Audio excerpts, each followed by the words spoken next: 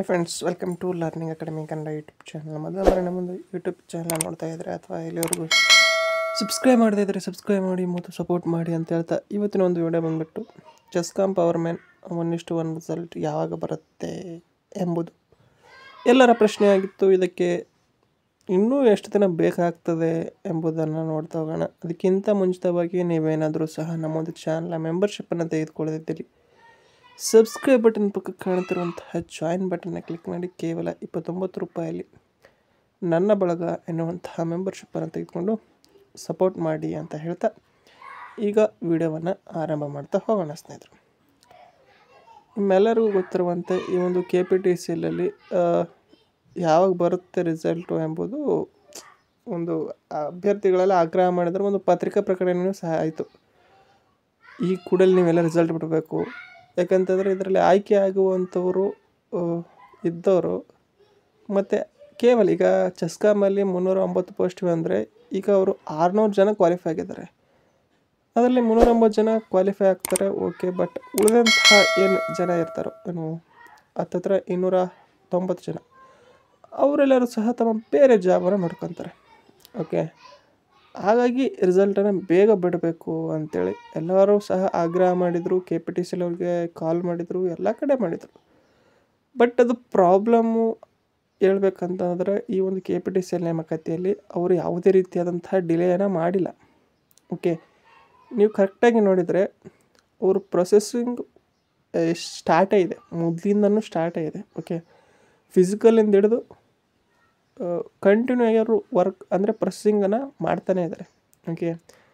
ಹಾಗಾಗಿ ಅವರದ್ದು ಏನು ತಪ್ಪು ಅಂತ ಹೇಳೋಕ್ಕಾಗಲ್ಲ. ಯಾಕಂತಂದರೆ ಈಗ ನಾರ್ಮಲಾಗಿ ಒಂದು ಪತ್ರಿಕಾ ಪ್ರಕಟಣೆ ಬಗ್ಗೆನೇ ಮಾತಾಡೋದಾದರೆ ಅದರಲ್ಲಿ ಏನಿದೆ ಅಂತ ನೋಡಿದ್ರೆ ನೀವು ರಿಸಲ್ಟು ಅಂದರೆ 3 ತಿಂಗಳ ಈ ಒಂದು ಏನಿದೆ ಎಲ್ಲ ಕಂಪ್ಲೀಟ್ ಪ್ರೆಸ್ ಮುಗಿದು 3 ತಿಂಗಳಾದರೂ ಸಹ ಇನ್ನೂ ರಿಸಲ್ಟ್ ಬಂದಿಲ್ಲ ಅಂತ ಅದರಲ್ಲಿತ್ತು, ಓಕೆ.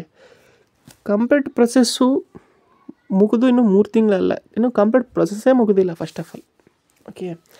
ಹಾಗಾಗಿ ಈ ಒಂದು ರಿಸಲ್ಟು ಕಂಪ್ಲೀಟ್ ಪ್ರೊಸೆಸ್ ಮುಗಿಲಾರದೆ ಯಾವುದೇ ರಿಸಲ್ಟು ಬರಲ್ಲ, ಓಕೆ. ಹಾಗೆ ನೋಡ್ತಾ ಹೋದರೆ ಇವರು ತಮ್ಮ ಒಂದು ಏನು ಪ್ರೊಸೆಸ್ ಇದೆ ಅವೆಲ್ಲ ಮಾಡ್ತಾನೆ ಇದ್ದಾರೆ. ಈಗ ಚೆಸ್ಕಾಂ ಬಂತಂತಂದರೆ ಈಗ ಫಸ್ಟ್ ಆಫ್ ಆಲ್ ನೋಡಿದರೆ ಓನ್ಲಿ KPTCL ಅಷ್ಟೇ ಬಿಟ್ಟಿರುವಂಥದ್ದು ರಿಸಲ್ಟನ್ನು ನಾವು ಗಮನಿಸ್ಬೋದು. ಈಗ ಚೆಸ್ಕಾಂ ಆಗಲಿ ಯಾವುದೇ ಆಗಲಿ ರಿಸಲ್ಟನ್ನು ಬಿಡಬೇಕು ಅಂತಂದರೆ ಇದಕ್ಕೆ ಅನುಮತಿ ಬೇಕಿರುವಂಥದ್ದು KPTCL. ಈಗ ಈ ಒಂದು ನೇಮಕಾತಿಯನ್ನು ಮಾಡಿದ್ದು KPTCL ಅವರು, ಬಟ್ ಅದನ್ನು ಪ್ರೊಸೆಸ್ ಮಾಡುವಂಥದ್ದು ಅಂದರೆ ಅದೆಲ್ಲ ಪ್ರೊಸೆಸಿಂಗ್ ಅಂದರೆ ಈ ಒಂದೆಲ್ಲ ಪ್ರೊಸೆಸ್ ಏನಿದೆ ನೇಮಕಾತಿ ಪ್ರಕ್ರಿಯೆ ಇದನ್ನು ಮಾಡ್ತಾ ಇರುವಂಥದ್ದು ಆಯಾ ನಿಗಮಗಳಾಗಿರ್ಬೋದು. ಬಟ್ ಇದನ್ನು ಒಂದು ನೇಮಕಾತಿ ಹೊರಡಿಸಿದ್ದಾಗಲಿ ರಿಸಲ್ಟ್ ಹೊರಡಿಸೋದಾಗಲಿ ಇದೆಲ್ಲ ಇರುವಂಥದ್ದು KPTCL ಅವರ ಕೈಯಲ್ಲಿ, ಓಕೆ. ಹಾಗಾಗಿ ಏನು ಪ್ರೊಸೆಸ್ ಇರುತ್ತೆ ಅಂತಂದರೆ ನೆಕ್ಸ್ಟ್ ಇವಾಗ ಚೆಸ್ಕಾಂ ಅವರು ಪವರ್ಮ್ಯಾನ್ 1:1 ರಿಸಲ್ಟ್ ರೆಡಿ ಮಾಡಿರ್ಬೋದು, ಬಟ್ ಅವರು ಡೈರೆಕ್ಟಾಗಿ ರಿಸಲ್ಟನ್ನು ಬಿಡೋಕ್ಕಾಗಲ್ಲ. ಅದಕ್ಕೆ ಅನುಮತಿ ಬೇಕಿರುವಂಥದ್ದು KPTCL ಅವ್ರದ್ದು. KPTCL ಅವರು ಅನುಮತಿ ನೀಡಿ ಇದ ನಂತರವೇ ಈ ಉಳಿದಂತಹ ನಿಗಮಗಳು ರಿಸಲ್ಟನ್ನು ಬಿಡಬೇಕಾಗ್ತದೆ, ಓಕೆ. ಯಾಕಂದರೆ ನೇಮಕಾತಿ ಮಾಡಿರುವಂಥದ್ದೇ ಈ ಒಂದು KPTCL ಆದ ಕಾರಣ. ಹಾಗಂತ ಎಲ್ಲ ನಿಗಮದ್ದು ಒಂದೇ ಸರಿ ರಿಸಲ್ಟ್ ಬರುತ್ತಾ? ಇಲ್ಲ. ರಿಸಲ್ಟು ಆಯಾ ನಿಗಮದ್ದು ಕಂಪ್ಲೀಟ್ ಆದ ನಂತರ KPTCL ಅವ್ರಿಗೆ ನೀಡಿ ಅವರು ಕೂಡ ಚರ್ಚೆ ಮಾಡಿ ಈ ಒಂದು ಡಾಟಾವನ್ನು ಎಲ್ಲ ಅನಲಿಸಿಸ್ ಮಾಡಿದ ನಂತರ ಅವರು ರಿಸಲ್ಟನ್ನು ಬಿಡ್ತಾರೆ, ಓಕೆ. ಹಾಗಾಗಿ ನಾವೆಲ್ಲ ನೋಡ್ತಾ ಹೋದರೆ ಚೆಸ್ಕಾಮ್ದು ಪ್ರೊಸೆಸ್ ಮುಗಿದಿರುವಂಥದ್ದು ಆಗಸ್ಟಲ್ಲಿ ಇಲ್ಲ ಜುಲೈ ಎಂಡಿಂಗಲ್ಲಿ ಮುಗಿದಿರ್ಬೋದು, ಚೆಸ್ಕಾಮ್ದು ಸಹ ಅಷ್ಟೇ ಆಗಸ್ಟ್ 18ಕ್ಕೆ ಮುಗಿದಿದೆ. ಈಗ ಆಗಿರುವಂಥದ್ದು 1 ತಿಂಗಳು ಮಾತ್ರ.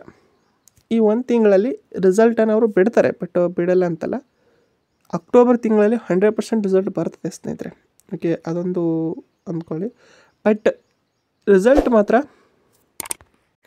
ಡಿಲೇ ಆಗಿಲ್ಲ, ಕಂಪ್ಲೀಟ್ ಆದಂಥ ಅವರು ಪ್ರೊಸೆಸನ್ನು ಮಾಡ್ತಿದ್ದಾರೆ.